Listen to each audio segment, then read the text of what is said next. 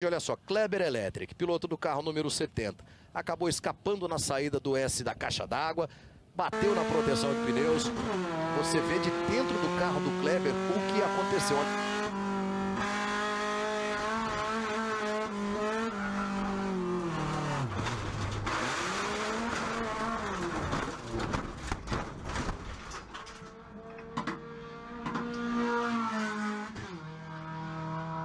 Bom, primeiramente, boa noite aí, galera do Vitor Gens, do canal Electric, onde a gente colocar esse vídeo. Eu acho que fiquei muito feliz com o seu convite, Vitor, porque eu já queria fazer, já queria falar, e aí vir aqui falar com você, para mim, que é um puta piloto e que eu admiro, sou seu fã, então para mim é uma honra estar aqui falando com você.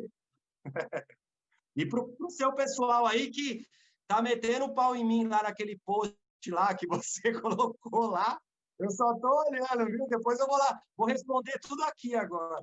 A nossa ideia aqui, né, é a gente passar um pouco das nossas experiências aqui, tipo, às vezes é uma experiência que não tão boa, mas quem está olhando aqui vai passar por essa experiência, às vezes com a nosso vídeo aqui talvez possa lembrar lá no fundo da caixinha, algum lugar que ficou registrado, alguma coisa que a gente vai falar aqui para tentar entender o que aconteceu e ajeitar isso. Então conta para nós, mano.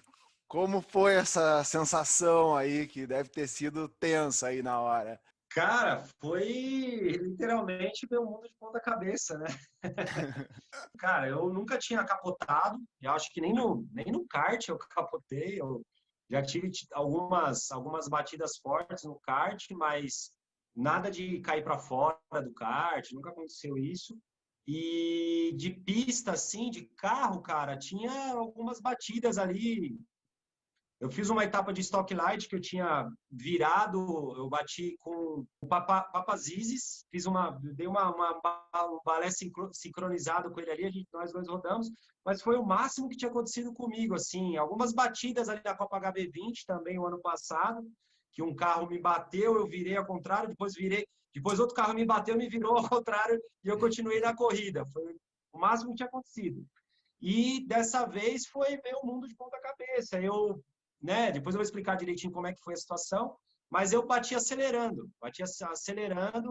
primeiro bateu a traseira, e aí quando a frente entrou debaixo dos pneus, né, porque tem a proteção dos pneus, mas entrou entre a proteção dos pneus e os pneus, então ele meio que alavancou o carro, que fez com que o carro capotasse, mas, cara, depois que sentou o carro no chão, que eu caí com as rodas para cima, né? O carro virou por completo. Quando caiu, eu falei, puta, eu capotei, né? Primeiro eu fiz aquilo no capacete, assim, que eu acho que vai passar aí no vídeo, Uhum. e agradecendo a Deus, pô, tô bem, não aconteceu nada, e puto porque eu tava num momento rápido daquela volta, o Fiaming até veio aqui hoje, né, que tava de coach comigo, ele falou, cara, não, você tava trecho roxo mesmo, roxo, a sua 1 era muito boa, e eu já Uhum. tinha falado outras vezes que você fazia os melhores tempos na 1, você perdia um pouquinho lá na 3, e aí eu vinha de trecho roxo mesmo, e aí eu Sim. falei, não, é agora ou nunca, né? E Para aí quem não e deu, até para cara. quem às vezes tem uma galera que está olhando aqui e não sabe o que é um trecho roxo. O trecho roxo na nossa corrida lá quando a gente tem lá a tela com os tempos é quando é o melhor trecho da pista inteira, do treino inteiro entre todos os pilotos. Então realmente é quando a coisa vem pegando mesmo, né? Então, e sabe que teve uma vez que eu bati, quando eu tinha uns 15 anos, eu bati e quebrou o banco do meu carro e eu quase ejetei para fora do porta-mala, assim, foi uma batida bem traumática, a família por parte de mãe queria que eu parasse de correr, aquela coisa toda, né? Mas foi um lance que eu demorei muito tempo, foi na curva 2 de Tarumã, eu demorei muito tempo depois, tipo 2 anos, porque eu era muito novo ainda, tinha pouca experiência, depois eu tinha medo de ficar de lado de novo, sabe? Então, mas e depois pra ti, como é que foi fazer aquele S de alta lá na corrida, hein? E com Cara, o pé atrás? aí como ele falou, né? Tava trecho roxo, eu já tinha feito uma outra vez ali. quase pé trancado, e dessa vez eu deitei o pé trancado mesmo, o pé no assoalho, porque eu falei, cara, eu preciso recuperar, porque o que aconteceu? Eu saí, quando eu saí para fazer a tomada, eu estava atrás do Catute, eu sabia que o Catute estava rápido nos treinos, eu falei, eu estava atrás do Catute, e o Cordeiro, ele vai até brigar comigo depois, mas ele se enfiou no meio ali para pegar o vácuo do Catute. E eu fiquei atrás do Cordeiro. E aí a gente foi para a primeira volta. Para quem não sabe, esses carros da Copa HB20, e tração dianteira, pneu radial em geral, numa pista muito quente, vira na primeira volta. Depois acabou, não vira mais. Né? Então isso já é uma coisa aí que ajuda o pessoal que está assistindo no canal que quer aprender.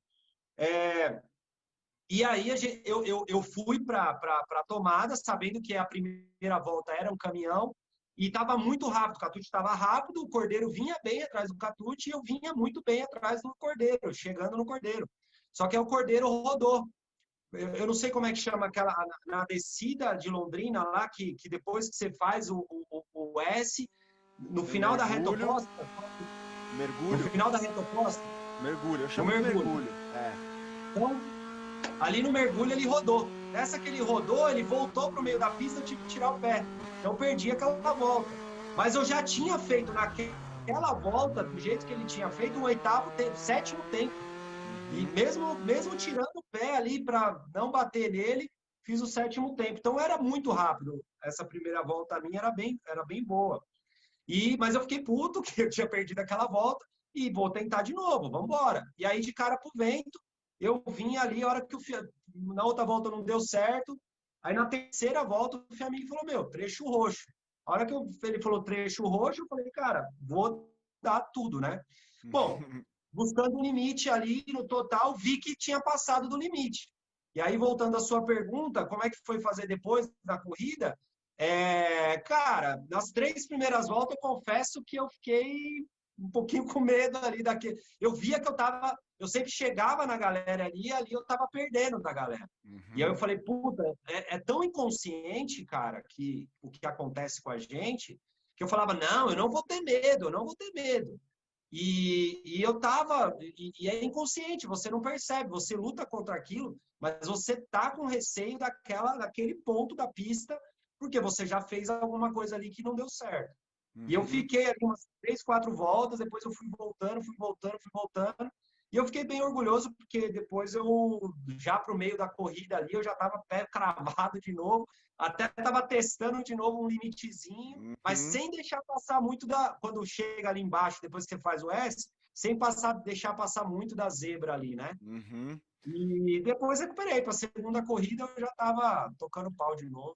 Boa. E já... eu vou fazer o seguinte, eu vou botar aqui na imagem como foi a onboard, para a galera ver como é que foi e a gente falar um pouquinho sobre isso. Deixa eu ajeitar aqui só uma coisa. Tá.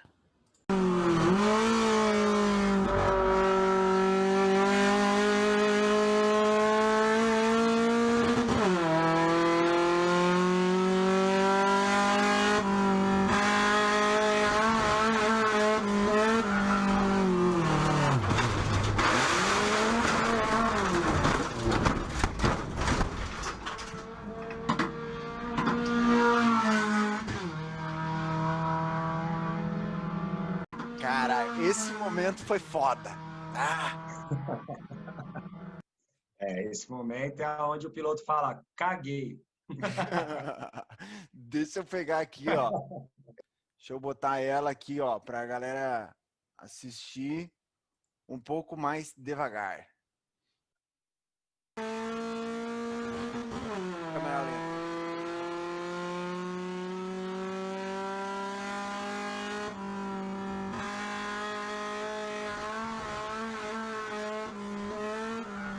Um bumpzinho ali antes, né? Pegou um bumpzinho ali pelo jeito. A minha pergunta é assim, tu sentiu que ia dar ruim antes ou, tipo, como foi isso?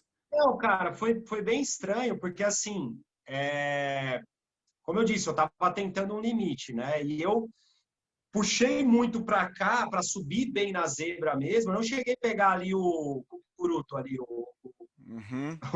a parte amarela. Ali, amarelo. mas aí eu peguei quase perto dela. E aí, o que que aconteceu? O que que eu, né, depois analisando o vídeo, o que eu senti na hora, é que quando a traseira, quando eu joguei o volante, que ali você tem que dar uma traseirada para você apontar para a reta, para você não tirar o pé ou tirar o pé o mínimo possível. Uhum. Nessa que eu joguei a traseira, eu perdi o carro, eu acho que minha traseira estava no ar. Uhum. Porque eu acho que não sei se foi na hora que bateu e ela subiu, ou foi antes dela descer da zebra. Porque ali é uma zebra alta, para quem não conhece, ela levanta um pouco a traseira. Eu não sei nem se não pegou a roda do lado direito no cucuruto ali, que aí, tipo, deixou o carro mais no ar. Porque quando eu joguei a traseira, a sensação que eu tive é que a traseira estava no ar. E aí eu falei, puta, fudeu, porque a traseira já tinha passado, aí eu falei, bom, vou tentar salvar. Quando a traseira passou, e ali você sabe que é bem rápido aquela descida, porque você tem que tomar. Ali a reta toda depende do ponto que você vai acelerar. E eu estava com o pé trancado. E eu ainda tentei salvar aquela volta, então eu estava com aquilo na mente. Pô, eu tô rápido, a traseira passou, mas eu vou tentar salvar. E aí eu continuei acelerando. Quando eu vi que ia passar mesmo, que ia para os pneus, eu reduzi, né? Eu reduzi e continuei acelerando para tentar voltar para a pista, né? Porque se você freia, vai mesmo para o pneu. E aí não voltou, né? Começou a entrar a grama, a terra, ele já saiu desgovernado para o pneu. E ali eu já sabia que ia dar e que ia dar ruim. Mas eu tentei salvar do seguinte, eu acelerei jogando a frente para a pista para bater a traseira. E para justamente ele bater e voltar, né?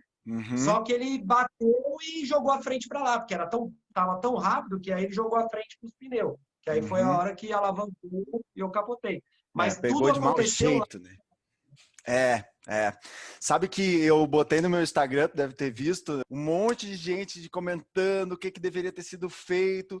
E claro que é muito fácil depois da gente ficar analisando, né? Engenheiro de obra pronta, aquela história, né? Mas eu falo muito sobre isso em vários materiais meus, dessa questão do controle e coisas que a gente pode talvez tentar fazer para não chegar no momento que depois eu gostei quando tu tentou acelerar e fugir dos pneus ali. Tinha ali uma boa intenção ali, a intenção foi muito boa, apesar de ter pegado de mau jeito, né? Mas antes, uma coisa que quase ninguém falou ali nos comentários, enfim, foi uma coisa que eu já fiz bastante e aprendi batendo muito, né? Claro que numa curva de alta é muito mais difícil de buscar, de qualquer correção ser feita. Mas uma coisa que eu vi pouca gente comentando é sobre, no momento da correção, eu achei que o teu movimento de braço é bom, que tu não perde o centro do volante, nunca, isso eu gostei, porque tem gente que solta muito o volante e começa a brigar assim com ele, né? Então, tu conseguiu manter o movimento assim, isso eu gosto muito. Mas senti uma coisa, que teve uma última virada que foi como se fosse um excesso de correção, sabe?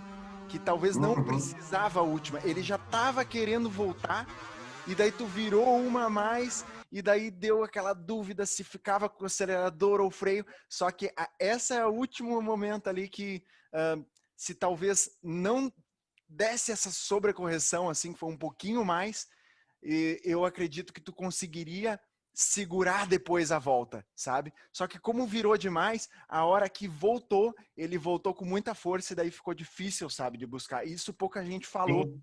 E isso é uma coisa que é muito difícil o cara na primeira vez corrigir só o suficiente. Ele quer fazer mais força, assim, ele quer, nessa hora que o carro tá saindo, ele quer ajustar. E às vezes a gente precisa esperar um pouquinho o carro, sentir que o carro parou de querer dobrar o volante, que ele começa a corrigir meio sozinho no começo, né? E quando ele começa a querer voltar, a gente precisa fazer a força às vezes para segurar essa volta. Então, isso não é uma coisa fácil, e eu vi pouca gente falando. Às vezes eu vi um monte de ideias, até mesmo tu falou uma que era reduzir marcha ali no meio. Que reduzir marcha? O cara tá despencando. Não, porque assim, eu ouvi coisas assim, por exemplo, pô, se eu tinha que ter descido de uma marcha uma marcha antes, então teria que descer de segunda. Quer dizer, não tem lógica, porque quem pilota lá sabe que de segunda você ia estar 50 quilômetros mais lento, entendeu? Não tem como. Exato. Então tem que ser terceira, não tem como. Cara, eu tenho humildade total para falar que eu errei mesmo, foi buscando um limite, mas foi um erro. Eu também senti depois assistindo o vídeo que, claro, primeiro, fui muito otimista. Lógico, até o Fabiano falou para mim, se você faz ali, você vem tipo segundo, né, galera? Era trecho roxo de todos os trechos. Porque não tem como fazer, lógico que não vai fazer, né? Então, assim, lógico, eu errei, mas foi realmente... E eu aprendi isso aí que você falou. Eu nunca tinha, como eu disse, eu nunca tinha batido dessa forma, eu nunca tinha tentado salvar dessa forma também. Mas eu vi que realmente uma volta a menos no volante, talvez eu tivesse deixado o carro... Talvez tivesse saído da pista, mas talvez eu não tivesse batido. A Né? volta não teria sido tão forte. Porque eu acho que dobrou o pneu. Aí, quando ele voltou, ele chicoteou. Então, mais ou menos isso eu senti também depois, eu mesmo analisando e tal.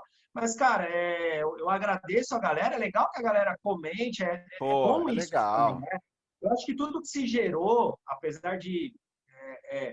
né, foi uma coisa ruim, mas que vem por bem. É legal a galera achar a solução para aquilo, né? Mas na hora ali, é só a gente que sabe o que passa e o que vem na mente, e você vai fazer muita coisa no instinto. E o que eu tive ali foi só instinto, né? Depois que eu já sabia que eu tinha perdido o carro, o erro foi lá atrás, muita gente não comenta, né? Acha que o erro é lá quando eu tô batendo já Já é o fim era, do já. problema, né? Ali eu já errei faz tempo, foi lá atrás. Exato. Na verdade, o erro todo não foi nem aonde eu joguei a traseira, foi ter descido acelerando de pé trancado, de quase pé trancado, porque não faz, o carro não faz. Eu deveria ter tido um pouco mais de medo, mais de receio de fazer aquela curva, e eu Mas simplesmente sabe uma coisa? E isso eu concordo contigo 100%. Às vezes a gente alguém tem que ser o primeiro a tentar, né? Ninguém faz de pé no fundo, uma hora um cara vai lá e faz, todo mundo começa a fazer. E isso é uma coisa muito difícil, às vezes, ser o primeiro a tentar ali descer de pé no fundo. E a gente, depois, com certeza, depois de algumas experiências que nem essa que tu passou, às vezes tu começa a conseguir ultrapassar um pouquinho esse limite, mas controlando aquela micro correção. Agora, às vezes, que depois que tu sente que, pô, o carro quando começa a ficar de lado, talvez nessa velocidade eu preciso me ajeitar um pouco antes, antecipar alguma coisa.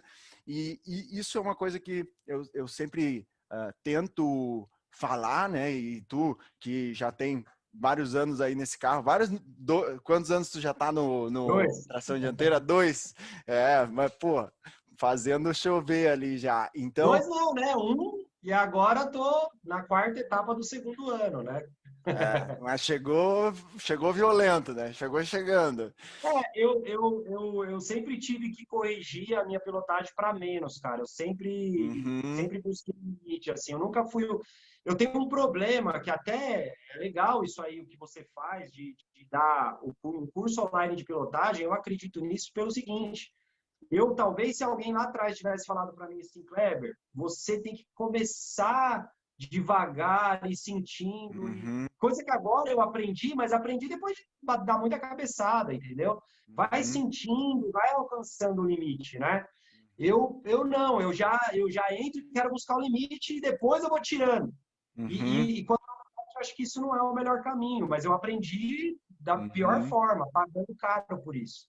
Então, se pode ficar uma dica aqui para alguém que está começando a pilotar, ou para alguém que aprende aí com você no seu curso e tal, é isso, é ir buscando o limite, mas aos poucos, né? Até você ganhar confiança, ver se o carro faz, né? Com E aí referências, você né, vai... de freada, referências de onde está freando para ir aos poucos, né, conseguindo passar dessa referência. E uma coisa também, para complementar o que tu falou, é conhecer o seu estilo. Tu é um cara que tem muita experiência no kart também e já se conhece, né? Então, quando a gente sabe qual é a nossa tendência, que é passar do limite, muitas vezes, pô, a gente está fazendo uma curva. Eu tenho uma história da Stock Car que tinha um engenheiro E ele me dizia assim, freia mais dentro, lá na curva 1 de Curitiba. E, cara, eu tava freando, eu também sou igual a tu, eu vou e depois dou uma recuada. Cara, eu disse assim, meu, não tem como frear mais dentro que esse aqui, era no S de baixa lá em Curitiba. E daí uma hora, ele ficou no rádio a corrida inteira me falando, e uma hora eu, tipo, tirei uns 15 metros de freada. Quando eu tirei 15 metros, o trecho deu verde, no meio da corrida já. E ele, é isso aí, continua freando lá dentro, continua freando lá dentro. E eu, beleza, nem falei nada, né? Mas isso é legal a gente saber o nosso estilo para a gente conseguir ir tentando imaginar as coisas que a gente está fazendo, né? Então, cara, como eu te disse até anteriormente, eu tenho pouco tempo, eu tenho pouca experiência até de carro, né? Eu me dedico ao kart mesmo há 5 anos, né? Que eu me dedico, eu tenho 39 anos e corro de kart e comecei aos 30 anos. Eu sou bem atípico aí dos pilotos, né? Que correm de carro, que já correm de kart desde criança e tal. E eu me dedico de uns 5 anos para cá, né? E tive experiências muito amadoras, assim, falar bem a verdade, porque eu era piloto de kart indoor, aí eu fui para a Itália representar o Brasil, fui fazer isso, fui fazer aquilo, mas profissional mesmo, eu fui ganhar em 2018, no meu primeiro campeonato brasileiro de kart profissional, eu fui campeão brasileiro, largando de último, foi um negócio bem interessante, inclusive. E na outra categoria que eu estava largando na frente, eu não ganhei. Né? Então, você vê como o esporte, ele... E ali eu aprendi demais, ali foi uma escola demais, mas isso foi em final de 2018. Aí, em 2018, ainda no final, eu fiz uma etapinha de Porsche que falei, porra, eu acho que eu sei pilotar isso aqui, hein? Só que, cara, ali você tava no kart, era pneu slick, tração traseira, tem força pra caramba, o carro contorna pra caramba, e era muito parecido com o kart, né? Devido às proporções, eu tava Essa só trocando de Porsche, marcha né? ali. Essa Porsche. Essa Porsche, era da 3.8 lá da Porsche Cup. Boa. Aí fiz uma etapa, bom, não rolou patrocínios, tudo que era para continuar ali a temporada para 2019, aí eu fui para a Copa HB20, que tem um custo bem acessível e tal, e aproveitar falando da Copa HB20, o carro é muito seguro, né? Eu provei isso.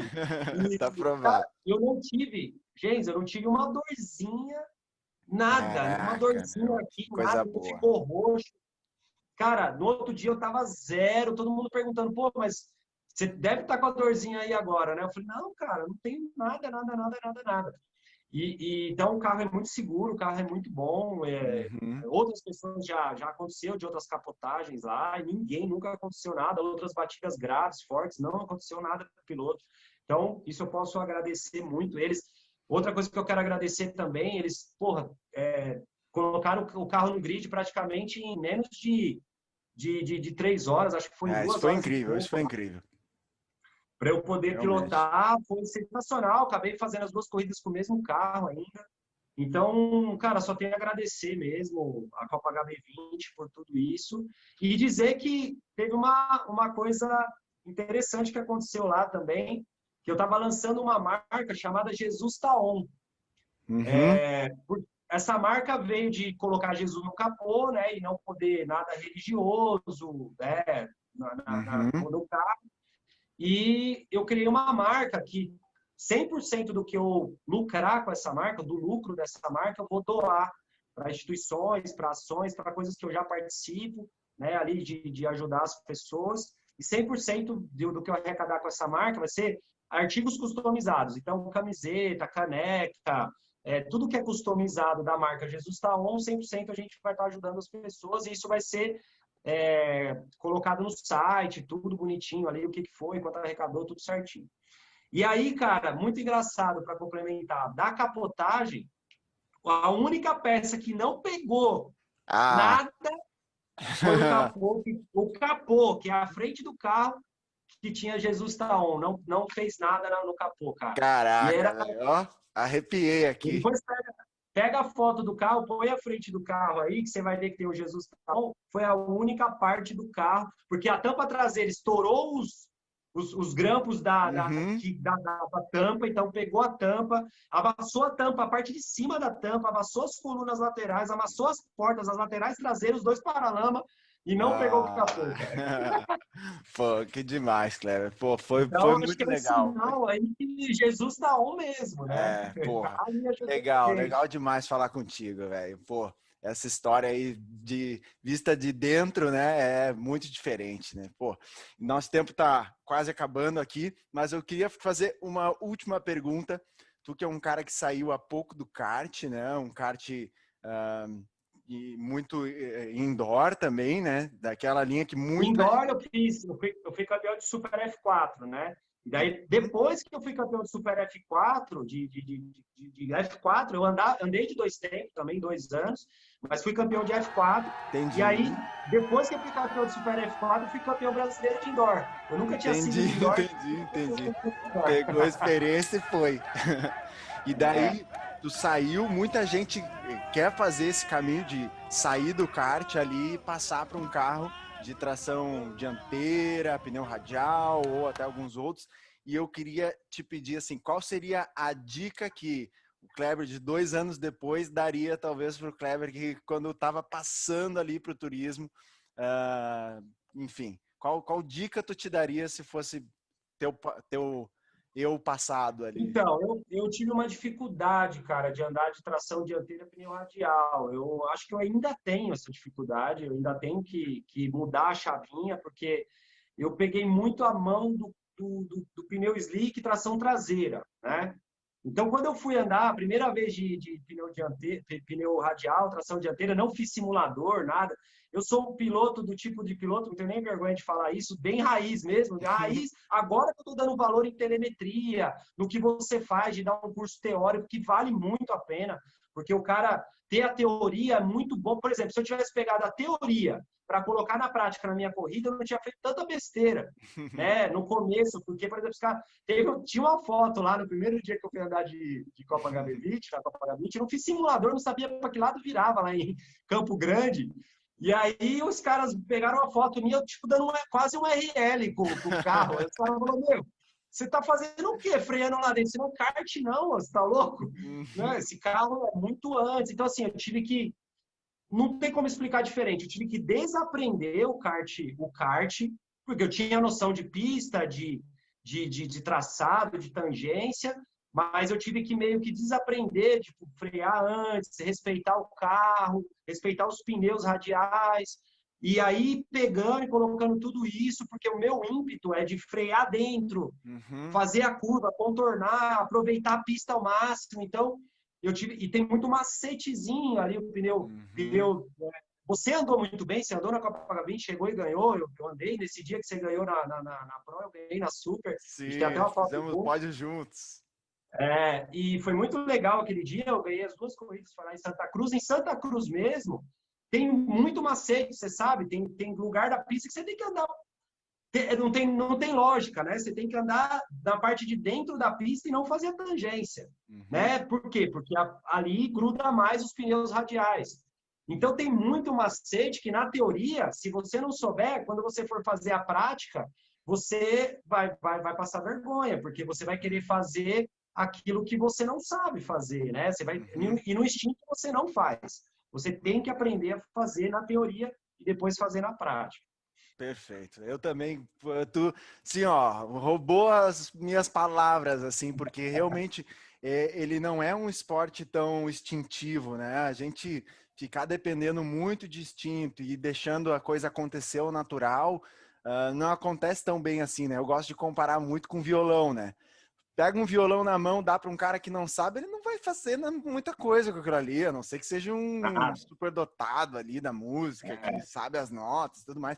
Mas é muito parecido, né? Então a gente tem um instrumento na nossa mão ali que a gente precisa entender ele bem para conseguir aplicar as coisas depois com muito mais fácil e eu costumo dizer ampliando o nosso limite ao invés de ultrapassar o limite. São coisas diferentes, né? Então, uma hora a gente vai estar num limite superior aos dos outros, mas a gente não vai estar desconfortável sim. ali guiando, né? Então, Eu estava até conversando com o Saulo, né, um amigo meu, antes de você começar aqui, ele me chamou e me falou isso. Ele falou assim, pô, eu vi lá o seu vídeo lá com o Cássio Portes lá no Acelerados e tal, você dando umas dicas para ele, e o pessoal pergunta para mim muito dica de kart indoor, né? E Uhum. aí eu comentei no vídeo lá, né? Eu falei assim, cara, não tem como dar dica de kart indoor. Kart indoor é o seguinte, uns faz para esquerda, outros não faz para direita, uns tem motor, outros não tem motor, um tem freio, outro não tem freio. Como é que você vai dar dica de um negócio que sempre é diferente? Então, qual que é a dica? A única dica, sensibilidade. Você tem que sentir o kart, né? Uhum. Diferente de carro, diferente de kart profissional, que você tem um equipamento, você consegue tirar o melhor daquele equipamento, você consegue mexer no equipamento. Então, além de você sentir a parte teórica, como a gente acabou de falar, tem uma parte da pista que você tem que fazer toda por dentro, porque na telemetria, que hoje eu dou muito valor, não nunca dei. Até quando eu fui Uhum. campeão brasileiro de kart indoor, até ali eu nunca tinha visto telemetria, para você ter ideia. Uhum. Então, Sim. hoje eu dou muito valor. Hoje o Fiabing é meu coach, porque me fica no rádio lá comigo, porque ele me passa esses dados que eu não dava valor. E o Uhum. que é isso? Nada mais é que informação. Então, quanto mais informação você tiver para você poder colocar em prática quando você tiver oportunidade, é melhor. Eu não tenho dúvida, cara. Parabéns aí por você estar fazendo, né, esse seu curso online, vou acompanhar e, inclusive, quero até te ajudar aí, se possível. Tá? Mas, Show. como eu disse pro pessoal, não tem como dar dica profissional, muda todo o cenário, porque a teoria é muito importante.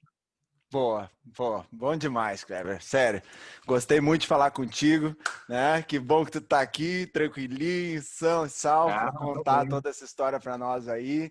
E espero que a gente tenha ajudado aí a pilotos que estão querendo buscar esse limite aí, que estão querendo guiar uns carros de corrida no autódromo, na pista e também no kart, enfim, aonde for, na categoria que quiser. Eu sempre digo que não tem que, às vezes, eu não quero ser um piloto profissional, não quero correr na Fórmula 1, na Stock Car, mas, pô, às vezes o sonho do cara é estar no autódromo, é correr, independente da categoria.